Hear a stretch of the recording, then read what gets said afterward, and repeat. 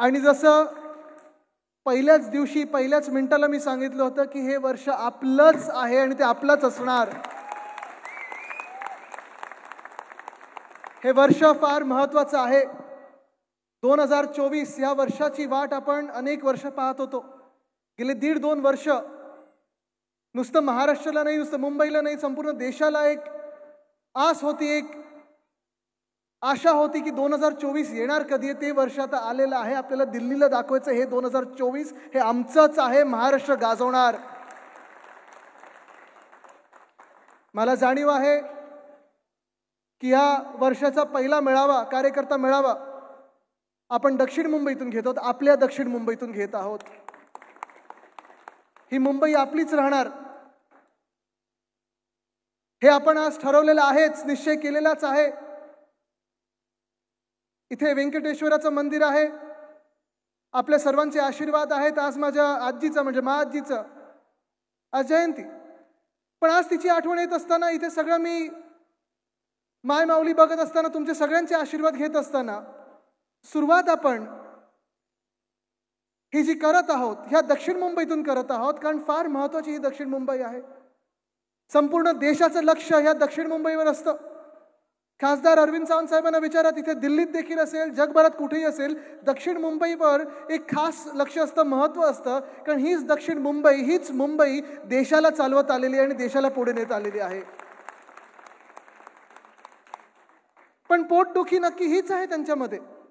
जे विरोधक आहेत, जे महाराष्ट्र द्वेष्टी आहेत, जे महाराष्ट्राच्या विरोधात काम करत असतात, म्हणजे खोके सरकार असेल किंवा भाजपा असेल, त्यांच्या पोटात एवढंच दुखतं की मुंबई आपल्याला देशाला चालवते हे त्यांची पोटदुखी आणि ती आपल्याला आता मोडून काढायची आहे. म्हणून आज मी तुमच्या समोर आलेलो आहे. तुम्ही लक्षात घ्या ना, संयुक्त महाराष्ट्राचा लढा इथे हुतात्मा चौक आहे, हुतात्मा स्मारक आहे.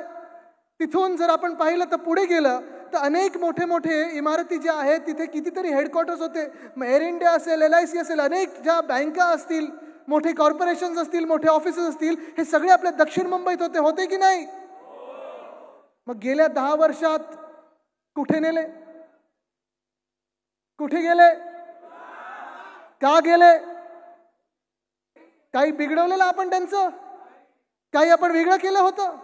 जे अनेक दशक, अनेक वर्ष इथे आपल्या दक्षिण मुंबईत असेल, आपल्या मुंबईमध्ये असेल, जे कारभार करणारे मोठे उद्योग होते, मोठे ऑफिसेस होते, मोठे हेडक्वार्टर्स होते, ते गेल्या 10 वर्षात मुंबईतून एक एक आपल्याला कळत न कळत हलवले गेले. आणि आपल्याला जाणवायला लागलं की केंद्र सरकार असेल किंवा हे राज्य सरकार असेल, जे आता आपल्या डोक्यावर बसवलं गेलं आहे, ते महाराष्ट्र विरोधी आहे, महाराष्ट्र द्वेष्टी आहेत. कदाचित काश्मीरमधला, जम्मू काश्मीरमधला 370 कलम काढला असेल, पण माझा हा सवाल आज केंद्र सरकारला आहे की महाराष्ट्रावर काही असं वेगळा कलम तुम्ही बसवला आहे का की महाराष्ट्रावर अन्यायच करत राहायचा? एखादं राज्य देशभरात कुठचं जिथे अन्याय करायचा असेल तर महाराष्ट्रावरच करायचा, असा कुठचा नवीन कलम बसवला आहे का तुम्ही? हा माझा आज त्यांना प्रश्न आहे. कारण जो काही अन्याय होत आहे तो आपल्याच राज्यावर होत आहे. आठवा ना, गेल्या 2.5 वर्षातले असेल, गेल्या 2 वर्षातले असतील, जे आपलं सरकार महाविकास आघाडीचं पाडून जे खोके सरकार, बिल्डर कॉन्ट्रॅक्टर सरकार आपल्या डोक्यावर बसवलं, ते कुठच्या राज्यात बसवलं? आपल्याच महाराष्ट्रात बसवलं. बरोबर ना? हे सरकार हे तुमच्या हिताचं आहे का? आहे का? हे सरकार तुमच्या आमच्या हिताचे निर्णय घेत आहे का? हे सरकार इकडच्या सामान्य माणसाचं आहे का? हे सरकार महाराष्ट्रातून चालतंय का? ह्या सरकारचं मंत्रालय मुंबईत आहे की गुजरातमध्ये आहे? बघा, सत्य बोलत आहे मी.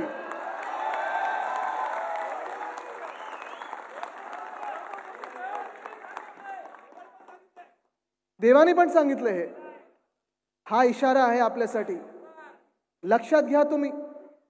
गेले 2 वर्ष असतील आणि त्याच्या आधीची आपली 2.5 वर्षाचं महाविकास आघाडीची सोडली तर जे काही आधी भाजपचं सरकार होतं, सतत आपण पाहतोय की जे काही आपल्या राज्याकडे यायचं होतं ते हळूहळू आणि आता तर जोरात, आता निर्लज्जपणे पलीकडच्या राज्यात ढकललं गेलंय.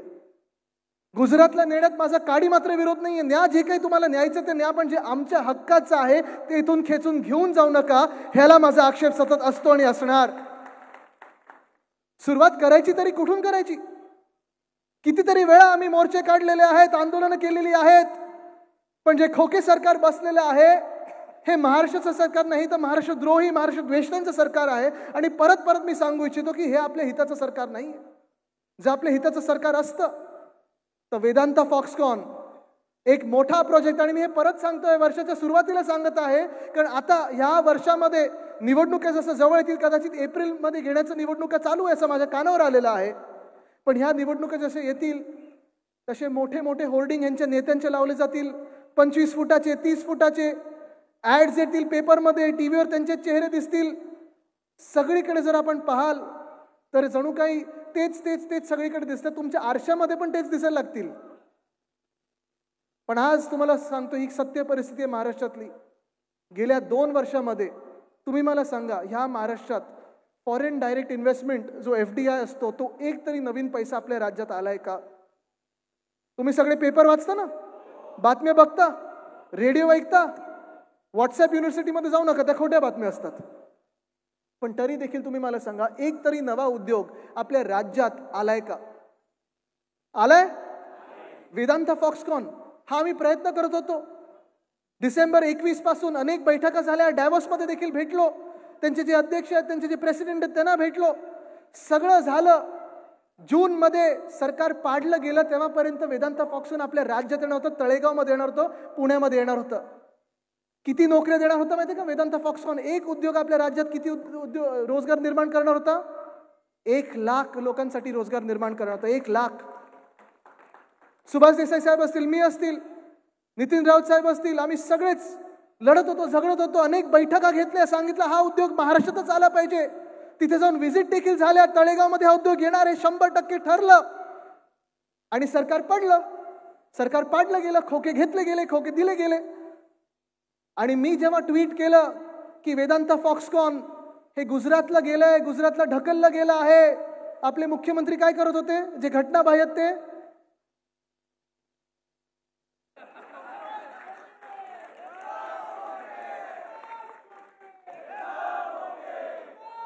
जसं वेदांता फॉक्सकॉन गुजरातला गेलं तसं एअरबस टाटा गेलो कुठे? मेडिकल डिव्हाइस पार्क गेला कुठे? बल्क ड्रग पार्क गेला कुठे? टेस्ला आता मी ऐकतोय चाललंय गुजरातला, सिमेंट कंपनी गुजरातला, सबमरीन गुजरातला. मग महाराष्ट्रात काय, कशासाठी काय काय? हो मला ते कळलं, महानंदाचं दूध आता गुजरातला. पण मला आता प्रश्न आलाय, आज कालच मला व्हॉट्सअप कोणीतरी पाठवलं, अरे दूध जर तिथे गेलं तर माझ्या गाडीत जे कोल्ड कॉफी ठेवत होते त्याचं दूध कुठून आणणार ते? बाकी गई थे उधर, पळून गेले होते गुजरातला. पण हे वातावरण आहे आज महाराष्ट्रामध्ये. तुम्ही विचार करा, आज आपण महाराष्ट्रामध्ये प्रत्येक दिवस मेहनत करून लढत असतो, झगडत असतो, आंदोलन करत असतो. पण जे मुंबई लुटायचं काम चालू आहे यांचं, महाराष्ट्र लुटायचं काम चालू आहे यांचं, हे आपल्याला परवडणारं नाहीये. हे महाराष्ट्राला परवडणारं नाही, हे देशाला देखील परवडणारं नाहीये. परवाकडे जर आपण पाहिलं असेल, डायमंड बोर्स देखील इथे आजूबाजूला अनेक डायमंडचे इथे ट्रेडर्स राहत असतात, मला माहिती आहे ते इथे राहतात. त्यांना देखील फोन आले, त्यांना धमक्या दिल्या गेल्या की तुम्ही सुरतला नाही तर बघा तुमच्याबरोबर काय करतो. कारण भाजपचे जे मित्रपक्ष आहेत, कुठच्यात माहिती का मित्रपक्ष भाजपचे? 3 मित्रपक्ष आहेत, ईडी, IT, CBI. त्यांना सांगितलं आमचे मित्रपक्ष तुमच्या ऑफिसमध्ये येतील. पण हे सगळं चालू आहे.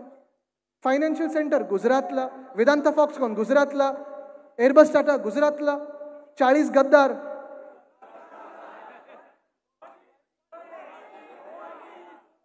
पळून सगळीकडून आले. पण आज हेच मला तुम्हाला सांगायचं आणि आज मी तुम्हाला तेच सांगायला आलेलो आहे. मला वाटतं ह्याच मतदारसंघातून की पलीकडच्या आपल्या राज्याचे अध्यक्ष महोदय विधानसभेचे आज आहे ना, आवाज पोचतोय का मला माहित नाही, आज घरी येते नाही. ठीक आहे, मला त्याच्यावर काही जायचं नाहीये. एका काळी आमचे मित्र होते, मग राष्ट्रवादीमध्ये होते, मग भाजपमध्ये गेले, तर आता पुढचा पक्ष मला माहित नाही. पण महत्वाची गोष्ट हीच आहे, आज मी त्याला इथून सांगायला त्या अध्यक्ष महोदयांना की ते ट्रायब्युनल म्हणून बसलेत, नुसते अध्यक्ष म्हणून नाही. आज त्यांना सांगायला आलोय तुमच्याकडून न्याय हा अपेक्षित आहे आणि तो न्याय हा आमच्या बाजूनीच लागेल हे देखील अपेक्षित आहे. जो न्याय आज आम्ही मागत आहोत अध्यक्ष महोदयांना जो न्याय मागत आहोत, जो त्यांच्याकडे कळकळीची विनंती करत आहोत, जी लढाई अनिल परबजी असतील, अनिल देसाईजी असतील, आम्ही 16 आमदार म्हणून 16 वाघ म्हणून आज लढत आहोत, ही लढाई नुसतं शिवसेना उद्धव बाळासाहेब ठाकरे पक्षाची नाही, तर आपल्या महाराष्ट्राची लढाई आहे. ही लढाई नुसतं आपल्या एका पक्षाची नाही, नुसतं आमच्या आमदारांची नाही, नुसतं डिस्क्वालिफिकेशनची नाही, तर आपल्या देशातल्या संविधानाची लढाई आहे. जे संविधान आपल्याला डॉक्टर बाबासाहेब आंबेडकरांनी दिलंय, त्यांचा फोटो, त्यांचे पुतळे, त्यांना हार घालत असतो, त्यांच्या मूर्तीला आपण सगळीकडे नतमस्तक होत असतो.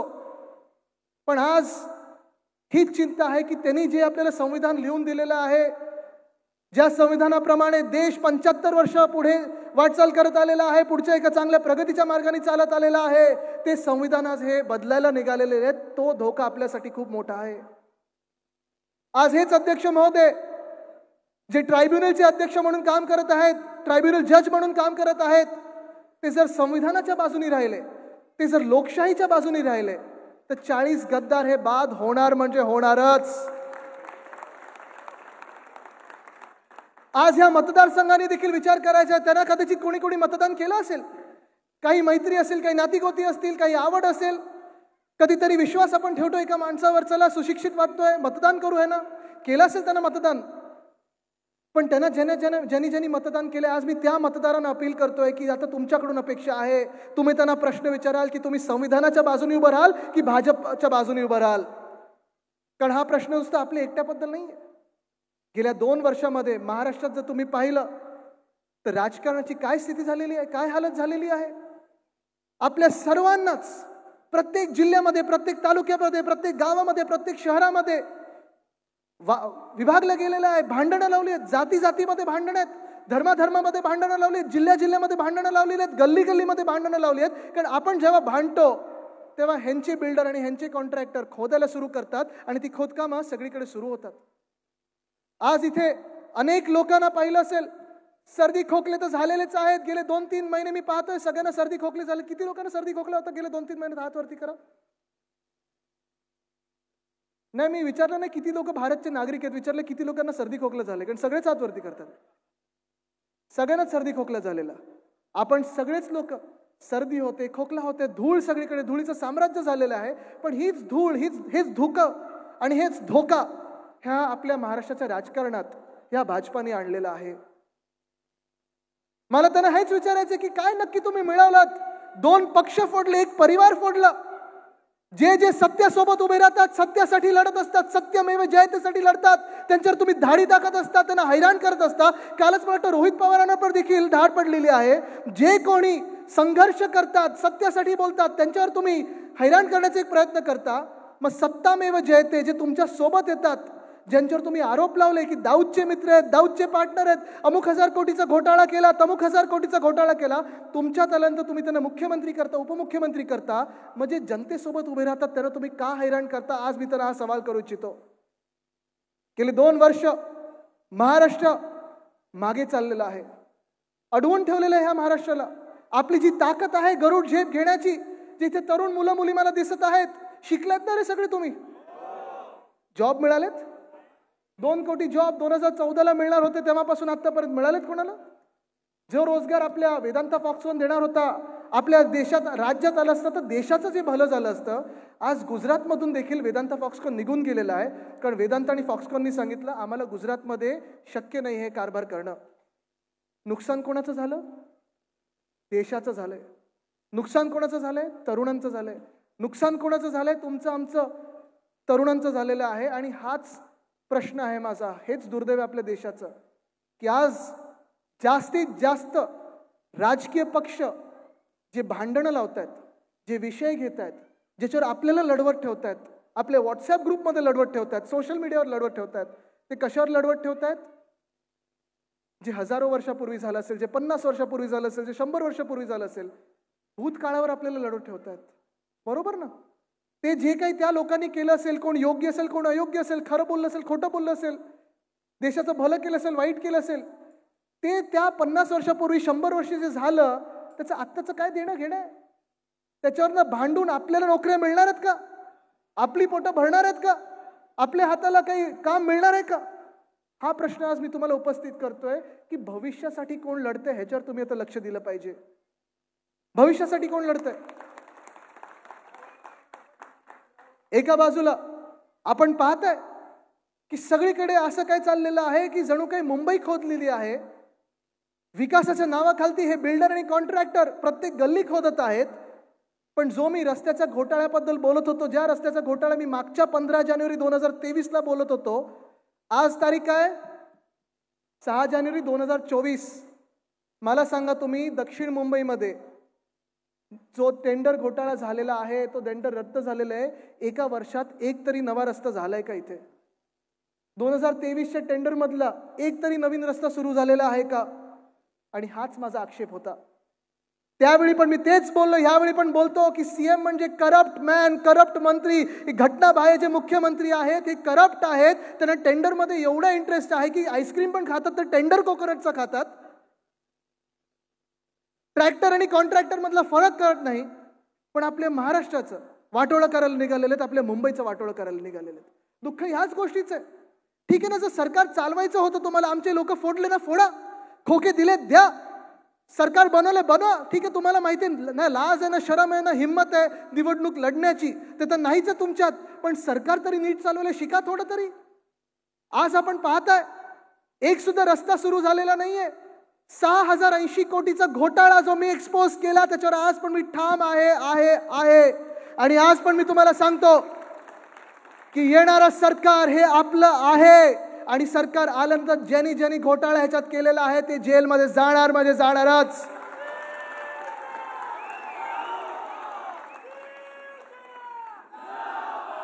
ही केस ओपन अँड शट केस आहे, करप्शनची, भ्रष्टाचारची ओपन अँड शट केस आहे. आज मी इथून आपले जे प्रशासक आहेत मुंबई महानगरपालिकेचे, मुंबईचे म्युनिसिपल कमिशनर आहेत, त्यांना सांगतोय की तुम्ही ह्या घोटाळ्यामध्ये आहात, सावध राहा.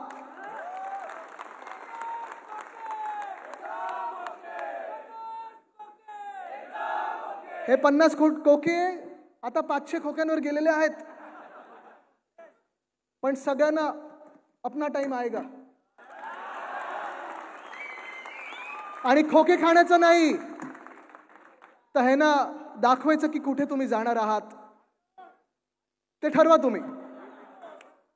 जसं मी तुम्हाला सांगितलं रस्त्याचा घोटाळ्याचा प्रश्न आहे, तसं स्ट्रीट फर्निचरचा घोटाळा आहे. संपूर्ण मुंबईमध्ये 263 कोटीचा स्ट्रीट फर्निचर घोटाळा केलेला आहे. आणि तुमची आमची मुंबई हे विकायला निघालेले आहेत.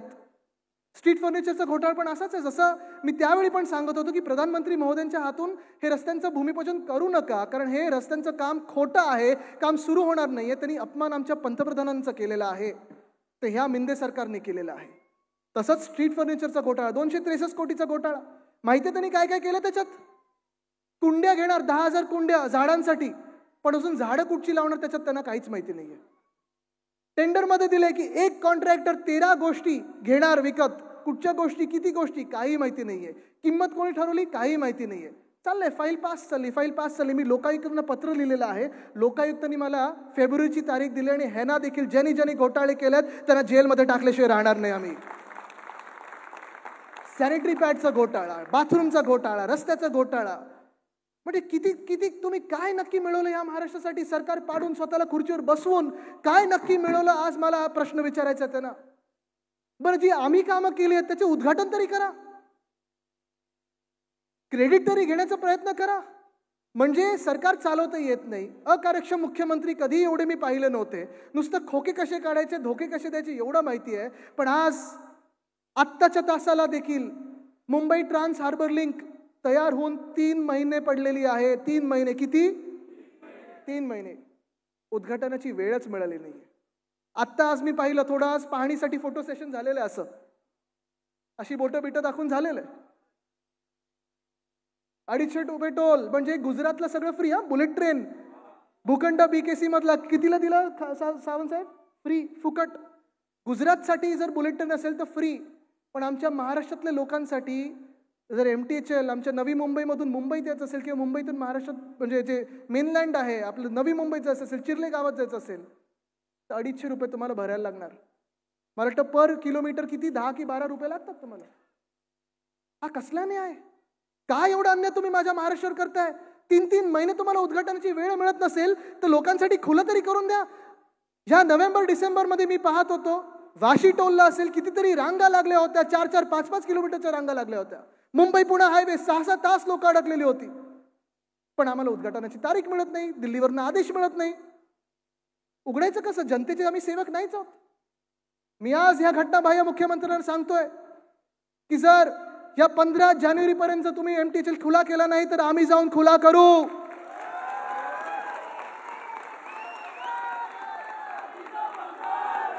कारण तुम्हाला कदाचित तुमची तुम्हाला उत्तरं दिल्लीला द्यायची असतील, मला उत्तरं ह्या जनतेला द्यायची, ह्या महाराष्ट्राच्या जनतेला द्यायची आहेत.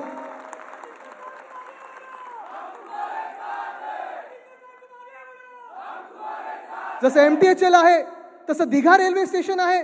उद्या मी दिघा रेल्वे स्टेशनला चाललोय. 8 महिने दिघा रेल्वे स्टेशन तयार आहे नवी मुंबईमध्ये. आमचे स्थानिक खासदार राजन विचारे साहेब लढत आहेत, पार्लमेंटमध्ये विषय घेतला, रेल्वे मंत्र्यांना पत्र लिहिले, मी 2दा पत्र लिहिले. आता मी त्यांना खुलेआम सांगतो रेल्वे मंत्र्यांना की मंत्री महोदय, आम्ही तिथे जाऊन सेल्फी देखील काढू तुम्ही जे काही होर्डिंग लावाल त्याच्यासोबत, पण आमच्या महाराष्ट्रासाठी हे रेल्वे स्टेशन खुलं करा. उरण लाईन तसाच रखडून ठेवलेली आहे. नवी मुंबई मेट्रो देखील 5 महिने तयार होती आणि बंद पडली होती कारण उद्घाटनाची वेळ मिळत नव्हती. मी 2दा ट्विट केलं, पत्रकार परिषद घेतली आणि त्या दिवशी घटनाबाह्य मुख्यमंत्र्यांनी सांगितलं की नाही आदित्य ठाकरे खूप बोंबाबोंब करतोय, चला आता उघडून टाका. तर खुली झाली ती. हा आपला इम्पॅक्ट आहे आणि हा इम्पॅक्ट आपल्याला मतदानामध्ये दाखवायचा आहे. पण MTHL असंच, दिघा रेल्वे स्टेशन असंच, उरण लाईन असंच, डोंबिवली मानकोली कनेक्टर असेल, आमच्या दक्षिण मुंबईतलं कोस्टल रोड. तुम्हाला आज सांगतो मी, जर आपलं महाविकास आघाडीचं सरकार असतं, उद्धव साहेब जर मुख्यमंत्री असते, तर MTHL हे सप्टेंबर 2023ला आपण सुरुवात केली असती. वरळी शिवडी कनेक्टर हे ऑक्टोबरमध्ये झालं असतं आणि आपला कोस्टल रोड हा डिसेंबर 2023मध्ये झाला असता. पण आज दुःख याच गोष्टीचं आहे की हे सगळं मुंबईत आहे, महाराष्ट्रात आहे, म्हणून जेवढं रखडून ठेवतात काम तेवढं रखडून ठेवा. का? तर जेवढं काही ओरबडता येतं इथून ते स्वतःच्या खात्यात टाका. जे काही इथून हलवता येतं ते हलवा गुजरातला, आणि मग सगळं काही इथे नष्ट झालं, उद्ध्वस्त झालं, त्याच्यानंतर हे सगळे रस्ते खुले करा. म्हणजे आपण आंदोलनाला मोकळे, रस्ता रोको करा, तुम्ही रस्ता रोको करा, उपोषण करा, काही करा. पण आज जो महाराष्ट्रावर अन्याय होतोय ना, तो ह्याच गोष्टीसाठी मला दुःख आणि माझा राग ह्या गोष्टीसाठी आहे. तुम्ही इथून किती लोक कोकणात जातो? हा, आता मला तुम्ही सांगा, मुंबई गोवा हायवे महामार्ग किती वर्ष सुरू आहे? बरोबर आहे. गेल्या 10 वर्षात आपण किती वेळा ऐकले की आता पूर्ण होणार, पुढच्या वर्षी पूर्ण होणार. मागच्या सप्टेंबरमध्ये आपल्याला किती वेळा ऐकू आलं की आता डिसेंबरपर्यंत होतंय. झालंय खड्डेमुक्त? नाही झालंय. मग इतर राज्यांना जर चांगले रस्ते मिळत असतील तर माझ्या महाराष्ट्रात एवढा नॅशनल हायवे खराब कसा आणि का? नाशिकला किती लोक गेले तो? आता आपलं अधिवेशन असेलच तर तुम्ही सगळे कार्यकर्ते म्हणून, शिवसैनिक म्हणून यालच. रस्ता मुद्दामून थांबून पहा. एवढा भयानक रस्ता, एवढा खराब रस्ता मी कधी आयुष्यात पाहिला नसेल. मी महिन्यातून 1-2दा जात असतो तिथे. खराब रस्ता म्हणजे तिथे लेपाची दुकानं काढायचे वाटतात आता मला रस्त्यामध्ये.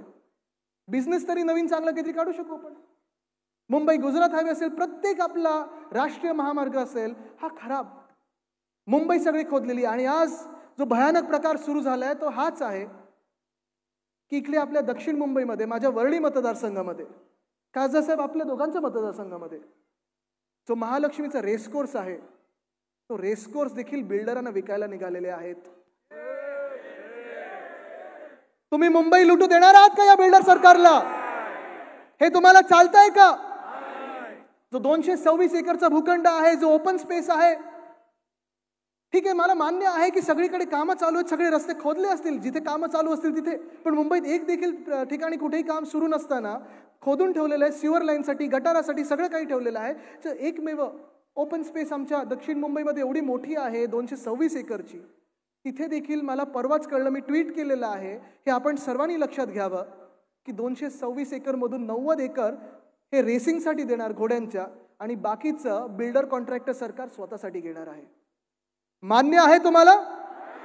मी आज ह्या खोके सरकारला सांगत आहे आणि RWITC ला देखील सांगत आहे, जे रेसकोर्स चालवतात, की तुम्हाला घोड्यांचं शर्यत करायची नसेल नका करू, कारण आमचे कितीतरी लोक मुंबईकर रोज तिथे सकाळी आणि संध्याकाळी योगा करायला जातात, प्राणायाम करायला जातात, चालायला जातात, धावायला जातात. जर तुम्हाला ती जागा नको असेल तर आम्हाला प्लेग्राऊंड करून द्या, मोकळं मैदान करून द्या तरी चालेल, पण तिथे एक वीट आम्ही लावू देणार नाही, बिल्डरांना घुसू देणार नाही. कारण आज पाहता आपण बिल्डर सगळीकडे घुसत चाललेले. एक तर पालकमंत्री झालेत आणि आपल्या बीएमसी मध्ये जाऊन बसलेत. सगळीकडे कासा कासा कासा सगळीकडे लागणार आहे. ते काय लागतं ना त्यांचं.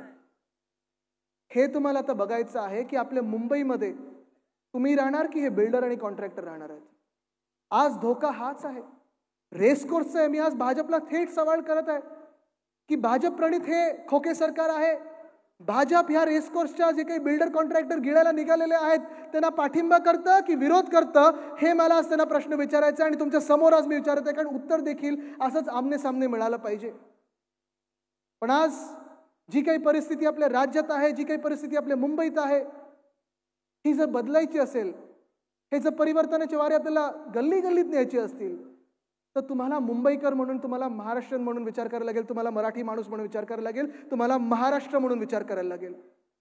आज विचार तुम्हाला सगळ्या जातीपाती धर्म सोडून महाराष्ट्राची ओळख काय, आज विचार तुम्हाला देशाची ओळख काय, हा विचार प्रत्येकाच्या जर मनात असला तर आपल्याला कोणी आपल्यामध्ये भांडणं लावू शकत नाही. पण प्रत्येक राज्यात जिथे जिथे भांडणं लागलेत, जिथे जिथे रोजगार बाजूला झालेला आहे, जिथे जिथे तुम्हाला रस्त्यावर आणलेलं आहे, तिथे तिथे हे अशा शक्ती भाजपसारख्या जिंकून येतात आणि मग लोकांची कामं करायची नाही, नुसतं भांडणात व्यस्त ठेवायचं. पण जिथे जिथे विकासाबद्दल सांगितलं जातं, जिथे जिथे शाश्वत विकासाबद्दल चर्चा होते, तिथे आपल्या इंडियामधून जी इंडिया अलायन्स आहे, जे देशभक्त पार्टीज आहेत, त्याच्यामधून कोणते जिंकलेलं आहे. आज विचार स्पष्ट आहे. आज तुम्हाला निवडायचं आहे. तुम्हाला संविधान जे डॉक्टर बाबासाहेब आंबेडकरांनी दिलंय ते पाहिजे की हे लिहितील ते संविधान पाहिजे. तुम्ही ओळखा आणि तुम्ही निवडा काय पाहिजे तुम्हाला, कुठचं संविधान पाहिजे तुम्हाला. नाही तुम्ही नक्की सांगा, ऐकू नाही आलं मला. पाहिजे ना. मग आपल्याला महाविकास आघाडी सरकारला आणि महाविकास आघाडीला पुन्हा एकदा जिंकवायला लागेल, देशात परिवर्तन आणायला लागेल. कारण आज आपण पाहत आहे देश म्हणजे तुम्ही आम्ही सर्व आहोत आणि आपल्याला चिंता एकाच गोष्टीची आहे की लोकशाही टिकणार की नाही. आपल्याला चिंता एकच आहे, संविधान आपलं जसं आहे तसं राहणार की बदलणार. संविधान अनेक राजकीय पक्ष थोडे थोडे बदलत आलेले आहेत, पण संविधान ते कोणी संविधानाच्या विरोधात काम केलेलं नाहीये. आपल्या राज्यात लोकशाही तर पूर्णपणे नष्ट केलेली आहे. 40 शहरांमध्ये आज महापौर नाही आहेत. भ्रष्टाचाराचा कारभार सुरू आहे. म्हणजे तुम्ही पहा, उद्योग क्षेत्र कोलमडलेलं आहे. गावाकडे जा, कधी गारपीट होते, कधी अवकाळी पाऊस होतो, कधी दुष्काळ पडतो, कधी ओला दुष्काळ असतो, पण मदत कोणाला मिळत नाही. MPSC UPSCची परीक्षा द्या, पोस्टिंगसाठी बदलीसाठी पोलीसवाल्यांना विचारलं जातं, IAS अधिकाऱ्यांना विचारलं जातं खोके किती देणार, खोके किती देणार. असं राज्य हे खूप दिवस टिकत नाही. आपलं जर राज्य पुढे न्यायचं असेल, महाराष्ट्राला सुवर्ण संधी पुन्हा एकदा आणायची असेल, सुवर्णकाळ पुन्हा एकदा आणायचं असेल, तर आपल्या सगळ्यांना एकवटायला लागेल. जे आपलं हिंदुत्व आहे ते हिंदुत्व स्पष्ट आहे, कारण आता पुढचे काही दिवस पुन्हा एकदा व्हॉट्सअपवर हे सगळे वारे वाहू लागणार. पण आपलं हिंदुत्व हे स्पष्ट आहे, हृदयात राम आणि हाताला काम. हे हिंदुत्व आपल्याला पुढे घेऊन जायचं आहे. आपलं हिंदुत्व म्हणजे राष्ट्रीयत्व आहे आणि हे राष्ट्रीयत्व जर आपल्याला टिकवायचं असेल, आपला पहिला धर्म हा आपला देश असायला पाहिजे. आणि देश जर वाचवायचा असेल तर आपल्या प्रत्येकाला आजपासून प्रचाराला लागेल. आणि प्रचार करताना खोके सरकार बोलतं तसं खोटं बोलायचं नाही, भाजप बोलतं तसं खोटं बोलायचं नाही, पण जे सत्य आहे कितीही कडवत असलं तरी घरोघरी आपल्याला जाऊन सांगायला लागेल, डोळे उघडायला लागतील. कारण हे मतदान आपलं जर नीट झालं तर आपला देश वाचेल आणि महाराष्ट्र पुढे जाईल. धन्यवाद. जय हिंद, जय महाराष्ट्र, वंदे मातरम.